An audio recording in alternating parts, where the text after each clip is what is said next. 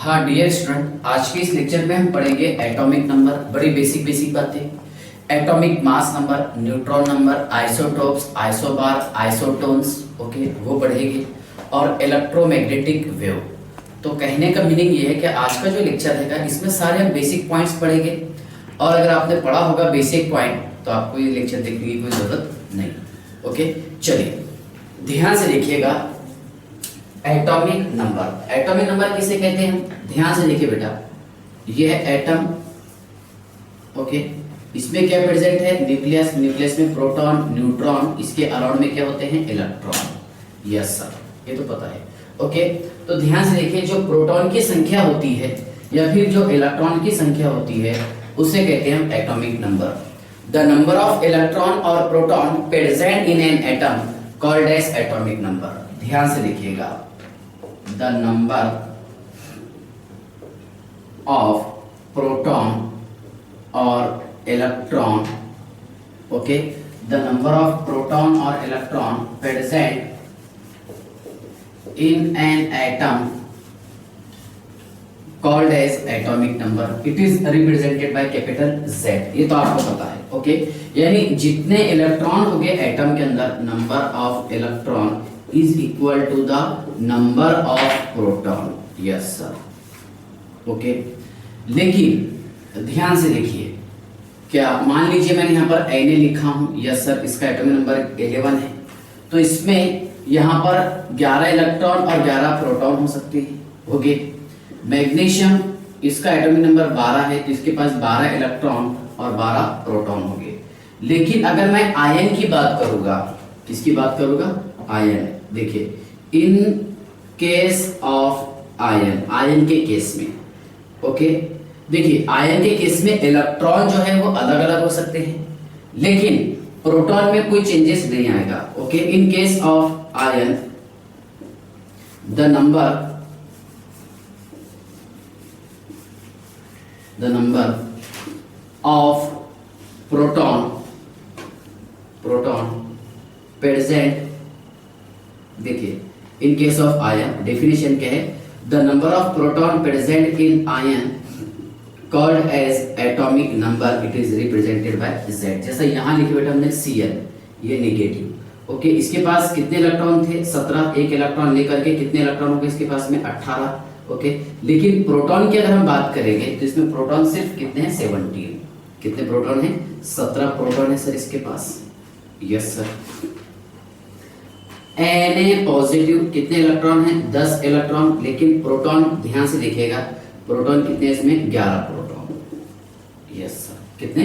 11 proton, और electron कितने हैं? 10। ये बड़ी बेसिक बातें, ओके। चलिए, तो एटॉमिक नंबर आपको समझ में आ गया? Yes sir, okay. Atomic number को हम रिप्रेजेंट कैसे करते हैं? Z से, okay.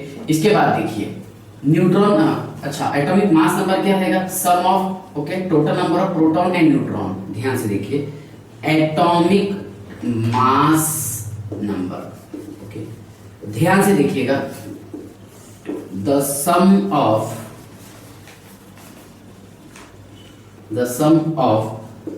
Total number of proton and neutron, the sum of total number of proton neutron. तो देखिए प्रोटॉन और न्यूट्रॉन की संख्या, the sum of total number of proton and neutron present in an atom, या फिर present in nucleus of atom called as atomic mass number, it is represented by capital A। Yes, तो ध्यान से देखिएगा, capital A is equal to P positive plus N 0, क्योंकि यहाँ पर neutron पर कोई चार्ज नहीं रहता, प्रोटॉन पर पॉजिटिव रहता और इलेक्ट्रॉन पर नेगेटिव चार्ज, ओके। चलिए, तो आई होप यहाँ तक के समझ गया। इसके बाद देखिए न्यूट्रॉन नंबर, कौन सा? Neutron number represented by capital N, yes sir, okay. तो ध्यान से देखिएगा, जितने न्यूट्रॉन हमें दिखाई दे रहे हैं that is called as neutron number. So the total number of neutron present in an atom, देखिए the total number of neutron, the total number of neutron present in nucleus of atom called as neutron number, it is represented by capital N. So बेटा आप यहाँ ऐसा लिख सकते हैं क्या, A is equal to total number of proton क्या था, एटॉमिक नंबर Z, और टोटल नंबर ऑफ न्यूट्रॉन क्या था, neutron number. Yes sir, so A is equal to Z plus N। So N is equal to क्या रहेगा, A में से आप Z माइनस कर दीजिए, प्रोटॉन देखिए प्रोटॉन प्लस न्यूट्रॉन, तो यहाँ से मैं प्रोटॉन निकाल लेंगे तो क्या हो जाएगा, न्यूट्रॉन नंबर। यस सर, और यहाँ पर Z is equal to total number of proton, तो A minus N। Okay, A बोले तो क्या है, प्रोटॉन प्लस न्यूट्रॉन, वहां से हमने न्यूट्रॉन निकाल लिए। यस सर, ओके चलिए, तो यहाँ तक क्या आप समझ गए होंगे। यस सर, इसके बाद देखिए, हाँ आइसोटोप्स, आइसोबार, ओके वो चीजें बताता हूँ, लेकिन उससे पहले मैं आपको एक चीज बता दूं, क्या मान लीजिए हमने कोई एक एटम लिखे हैं, मान लीजिए सोडियम लिखे, तो ये जो नीचे लिखा जाता है लेफ्ट साइड में, ओके रिप्रेजेंटेशन अलग अलग मिलेगा आपको बुक्स में। जैसा अगर हम यहाँ पर ऐसा लिखेंगे, एक एटम है मान लीजिए, तो एटॉमिक नंबर को नीचे लिखते हैं लेफ्ट साइड में, कहीं पर आपको इधर भी मिलेगा। एटॉमिक मास नंबर को लेफ्ट साइड में लिखते हैं हम, ओके ऊपर। यस सर, जैसे यहाँ पर 23 लिखा मैंने। यस सर, ओके ये क्या है बताइए आप, ये है सर कैपिटल A और ये क्या है capital Z। Yes sir, okay तो ध्यान से देखिएगा, एटॉमिक नंबर और एटॉमिक मास नंबर, ओके जैसे मैं यहाँ लिखा हूँ sodium atomic number 11, atomic mass number है बेटा 23, कितना है 23। Magnesium atomic number 12, atomic mass number 24। Yes sir, hydrogen atomic number 1, atomic mass number 1। Yes sir, okay तो ध्यान से देखिएगा, ये ऐसा रिप्रेजेंट करते हैं कई किताबों में आपको, जैसा यहाँ पर X11 एंड 23 ऐसा मिलेगा, या फिर इसको देखिए ऐसा बता देता हूँ 11 ये 23। यस सर, ये 11 और ये 23 ऐसा हमें देखने को मिलेगा। यस सर, ओके लेकिन ज्यादातर हमने यही पढ़े हैं। ओके तो देखिए ध्यान से आप, atomic number, atomic mass number और न्यूट्रॉन नंबर, न्यूट्रॉन की संख्या। यस सर, ओके इसके बाद देखिए आइसोटोप, आइसोबार और आइसोटोन्स हम किसे कहते हैं, आइसोटोप, आइसोबार और आइसोटोन्स। यस सर, ओके चलिए ध्यान से देखिएगा, आइसोटोप्स, आइसोबार और isotones. Yes sir, isotope, isobar, isotone, उस पर थोड़ा सा डिस्कस कर लेंगे, ठीक है ना, और आइसो इलेक्ट्रॉनिक स्पेसिंग। ओके चलिए, हालांकि मैंने बेसिक लेक्चर में चीजें बताई हूँ, थोड़ी बात आगे तो बता देता हूँ। यस चलिए देखिए, आइसोटोप्स, एक है बेटा आइसोबार, यस सर, एक है आइसोटोन्स। देखिए आइसोटोप किसे बोलेंगे हम, क्या ऐसे एलिमेंट जिनका एटॉमिक नंबर सेम हो और एटॉमिक मास नंबर डिफरेंट हो। Okay, the atom of elements having, okay, the atom of element having same atomic number but different atomic mass number called as isotopes। जैसा hydrogen 1, hydrogen 2, hydrogen 3। Yes sir, इसको बोलते हैं protium. ये है बेटा deuterium और ये है ट्राइटियम। प्रोटियम, ड्यूटेरियम और ट्राइटियम, ऐसे एलिमेंट जिनका एटॉमिक नंबर सेम हो और एटॉमिक मास नंबर अलग अलग हो, उसे हम कहते हैं आइसोटोप्स। जैसे इसको H से रिप्रेजेंट करेंगे, इसको D से, इसको T से, ट्राइटियम को। यस सर, ओके तो ऐसे एलिमेंट जिनका एटॉमिक नंबर सेम हो और एटॉमिक मास नंबर डिफरेंट हो, उसे हम क्या बोलेंगे, आइसोटोप्स। ओके, उसके बाद देखिए nitrogen, yes sir 14 and 15। Yes sir, 7। Yes sir, carbon 6,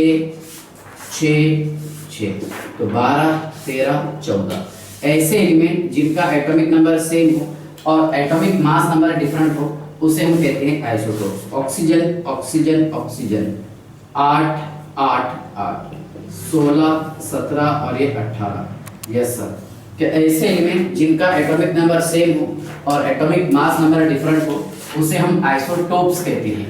अब आइसोबार किसको बोलेंगे, ध्यान से देखिएगा, जैसे हमने लिखे यहाँ पर आर्गन, ओके, पोटाशियम और कैल्शियम, ये 18, ये 19, ये 20। यस सर, इसका एटॉमिक मास नंबर 40 और ये 40। यस सर, तो ऐसे एलिमेंट जिनका एटॉमिक नंबर डिफरेंट हो लेकिन एटॉमिक मास नंबर सेम हो, उसे हम कहते हैं आइसोबार। ओके, ध्यान से देखिएगा, the elements having same atomic mass number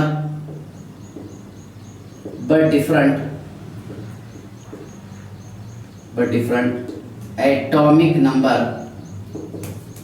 called as isobar। क्या बोलेंगे इसे हम? आइसोबार। Yes sir. ओके, चलिए यहाँ तक क्या आपको समझ में आ गया आइसोबार क्या है? ज्यादा टाइम पास नहीं करवाते हुए एक एक दो एग्जांपल लेके फिनिश कर दे रहे हैं। इसके बाद देखिए आइसोटोन्स। बेटा आइसोटोन उसको बोलेंगे हम क्या? ऐसे एलिमेंट जिसमें न्यूट्रॉन की संख्या सेम हो। ध्यान से देखिए, the elements having same number of neutron called as isotone. ऐसे एलिमेंट जिसमें न्यूट्रॉन की संख्या सेम हो उसे हम आइसोटोन कहते हैं। जैसे carbon, nitrogen, oxygen. Yes sir, ये 6 7 8 इसमें एटॉमिक नंबर अलग अलग हो गए। Okay, even atomic mass number भी अलग अलग हो गए। जैसे यहाँ पर हमने लिखे 14, ये 15, ये 16। ओके, देखिए इसमें क्या होगा? Different atomic number and also different atomic mass number. जैसे यहाँ अगर मैं बात करूंगा तो इसमें न्यूट्रॉन कितने आ रहे? सर न्यूट्रॉन इसमें 8 आ रहे। कितने? 8। Yes sir. 14 - 6 कितना? 8। 15 - 7 कितना? 8। Yes sir. कितने आ रहे? 8। यहाँ पर 16 - 8 कितना आ रहा? 8। Yes sir. तो आइसोटोप, आइसोबार, आइसोटोन्स। ओके, उसके बाद देखिए आप iso electronic species. Iso electronic species, ये ध्यान से देखिएगा। Iso electronic contain same number of electron, contain same number of electron, जिसके पास इलेक्ट्रॉन की संख्या सेम है।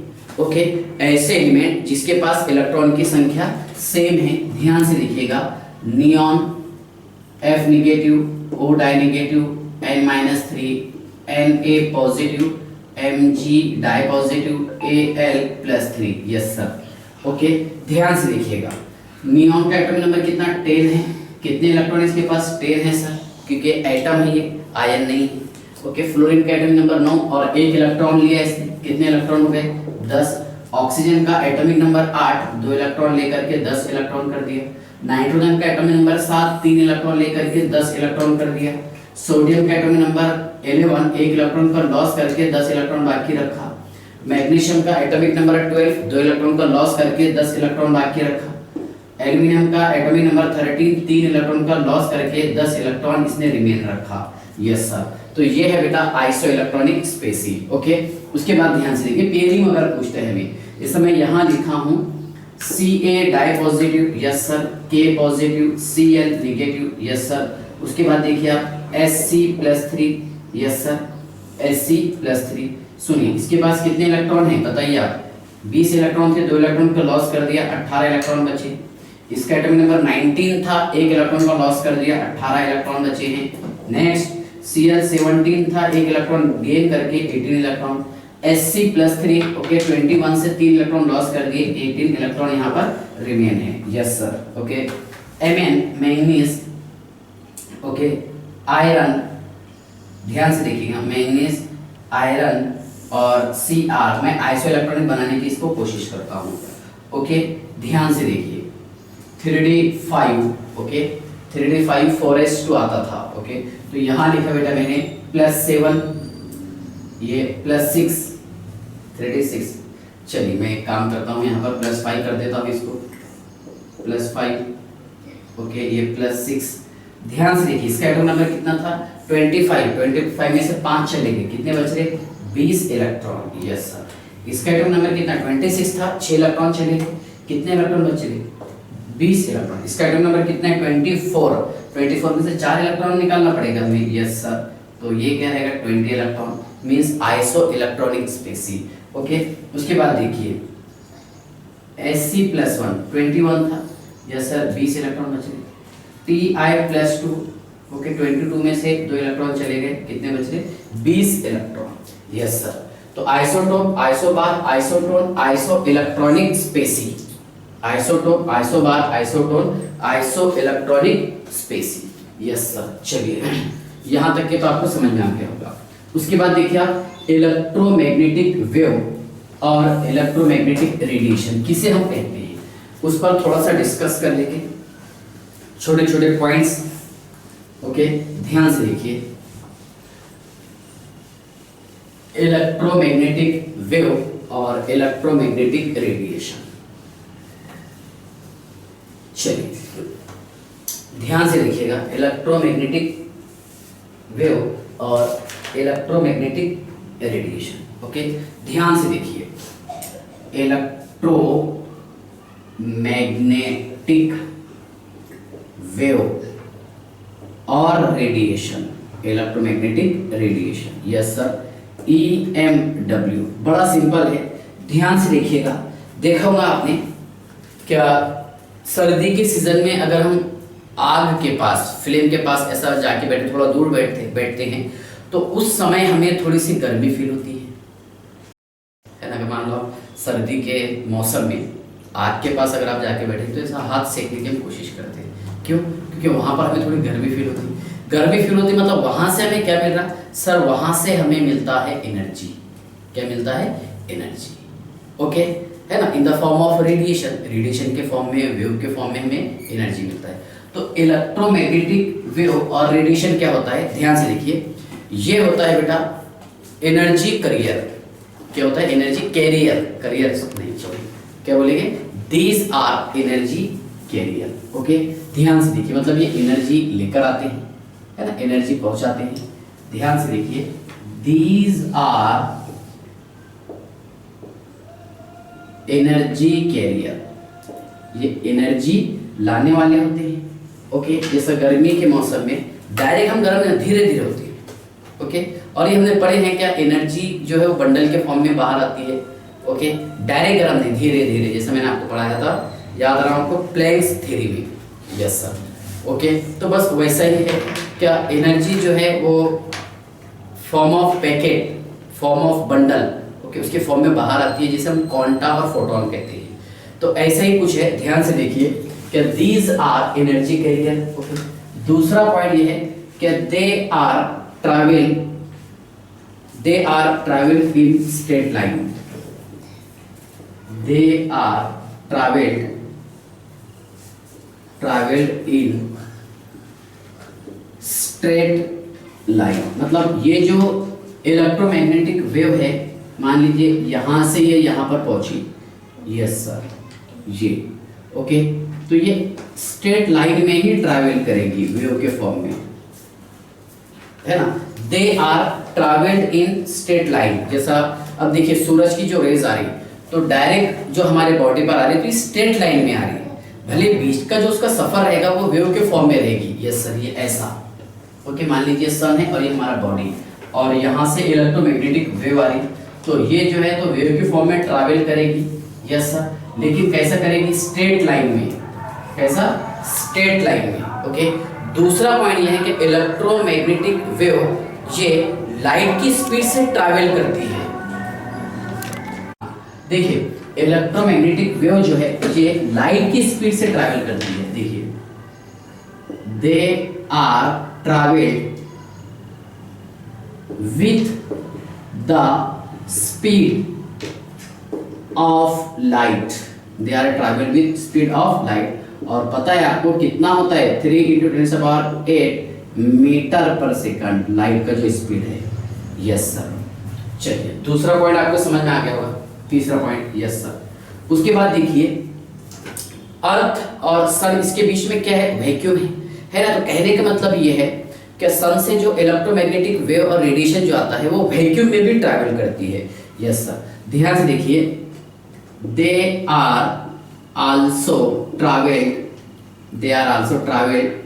इन वैक्यूम, यस सर, ये वैक्यूम में भी ट्रैवल करती है, yes sir, okay. So what is mean by electromagnetic wave. ध्यान से देखिए, क्या यहाँ पर ये जो रेडिएशन गुजर रही है, पास हो रही है, तो इसके साथ में इलेक्ट्रिक फील्ड भी है और मैग्नेटिक फील्ड भी है। कौन कौन सी फील्ड?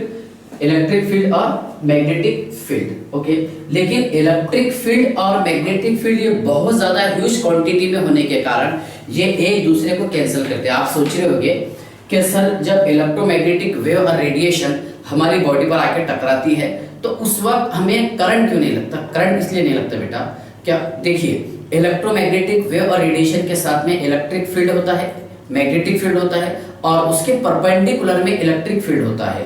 तो ये दोनों इतने ज्यादा ह्यूज क्वांटिटी में होते हैं कि ये एक दूसरे को इग्नोर कर देते हैं, है ना, और ये इग्नोर करने के कारण हमें करंट वगैरह फील नहीं होता। ओके, तो ध्यान से देखिए। So first of all what is mean by, ध्यान से देखिए, what is mean by electromagnetic wave. देखिए, when the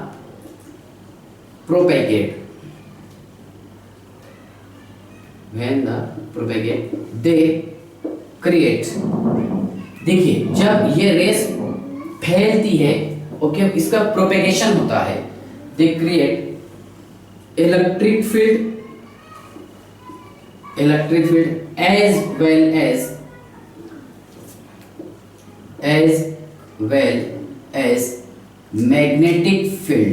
as well as magnetic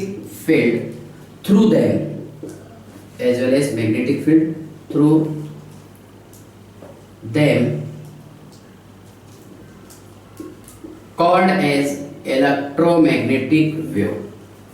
okay, ध्यान से देखिएगा, जब ये रेज फैलती है, इसका प्रोपेगेशन होता है, एक जगह से दूसरी जगह ये ट्रांसफर जब होती है, तो उस समय ये देखिए मैग्नेटिक फील्ड तैयार करती है और मैग्नेटिक फील्ड के परपेंडिकुलर में ये इलेक्ट्रिक फील्ड तैयार करती है। ओके, तो इसे हम कहते हैं इलेक्ट्रोमैग्नेटिक वेव। क्या बोलेंगे? Electromagnetic wave. यानी यहाँ पर कौन कौन सी फील्ड तैयार हो रही? इलेक्ट्रिक फील्ड भी तैयार हो रहा सर यहाँ पर, और मैग्नेटिक फील्ड भी। ओके, और ये खुद ही तैयार करती है कौन? Electromagnetic wave. यस सर, जिसे हम कहेंगे इलेक्ट्रोमैग्नेटिक वेव और रेडिएशन। अच्छा, इसको इलेक्ट्रोमैग्नेटिक क्यों कहते हैं? इलेक्ट्रो यानी इलेक्ट्रिक फील्ड भी तैयार करती है और मैग्नेटिक, और ये मैग्नेटिक फील्ड भी तैयार करती है। Yes sir, okay, through them, अपने खुद के जरिए। Okay, called as electromagnetic wave और इलेक्ट्रोमैग्नेटिक रेडिएशन। तो समझ में आया इलेक्ट्रोमैग्नेटिक वेव और रेडिएशन हम इसे क्यों कहते हैं? बताइए सर। हम इसे इसलिए कहते हैं क्योंकि ये जो इलेक्ट्रोमैग्नेटिक रेडिएशन और इलेक्ट्रोमैग्नेटिक वेव है, ये खुद ओके मैग्नेटिक फील्ड और उसी के साथ साथ इलेक्ट्रिक फील्ड तैयार करती है, जिसे हम कहते हैं EMW, electromagnetic wave. Yes, electromagnetic wave. अच्छा, दूसरा पॉइंट ये है क्या इलेक्ट्रोमैग्नेटिक वेव पर मैग्नेटिक फील्ड और इलेक्ट्रोफील्ड का कोई असर नहीं होता। इसलिए नहीं होता क्योंकि ये दोनों, देखिए, दोनों फील्ड जो है ये ह्यूज क्वांटिटी में प्रेजेंट होते हैं इसके साथ साथ। यस सर, जब ये दोनों ह्यूज क्वांटिटी में प्रेजेंट हो गए तो ये एक दूसरे को इग्नोर कर देते हैं, कैंसल आउट कर देते हैं, जिसके कारण ओके इलेक्ट्रोमैग्नेटिक वेव पर इसका कोई असर नहीं होता। ध्यान से देखिए, no effect of magnetic field and electric field on electromagnetic wave. Electromagnetic wave पर इसका कोई असर नहीं होता। ओके, तो ध्यान रखिए यहाँ इलेक्ट्रोमैग्नेटिक वेव और इलेक्ट्रोमैग्नेटिक रेडिएशन क्या होते हैं। ओके, चलिए, तो ये टॉपिक था इलेक्ट्रोमैग्नेटिक वेव और इलेक्ट्रोमैग्नेटिक रेडिएशन। ओके, चलिए, ठीक है, बाय।